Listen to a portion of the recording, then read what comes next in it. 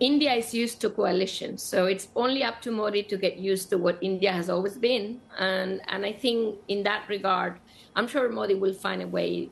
There will be some compromises, some on the economic front that I like to talk about. The first is fiscal. Modi has been adamant that the fiscal deficit, which is pretty large in India, needs to be used for infrastructure for the future.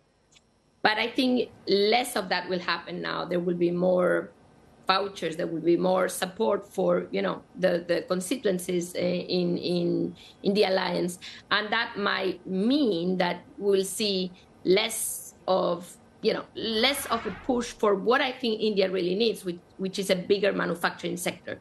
Those infrastructures are needed for India to become a manufacturing hub. So I wanted to talk to you about that manufacturing, because in aid of that, to turbocharge industrialization and manufacturing, etc., a number of things that Modi has wanted to do, right? One, wanted to create a lot more flexibility in the labor market, make it easier to hire and fire for companies. Two, I know he also wanted to go down the subsidy route, what he's already done with, let's say, EVs, and spread it out to more sectors. And three, lower import costs, or tariffs rather, for inputs, parts that go into finished products.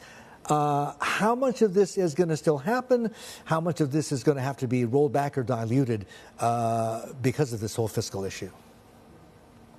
Great summary of what is needed. I think the second is going to happen. I'm not sure that's the best of the three for India, meaning I think there will be a lot of subsidies to support local industries. In a report we published recently on the role of India in global value chains, we do see that India is actually reducing imports massively, which for an economy that is growing so fast is kind of not understandable. But the reason is import substitution.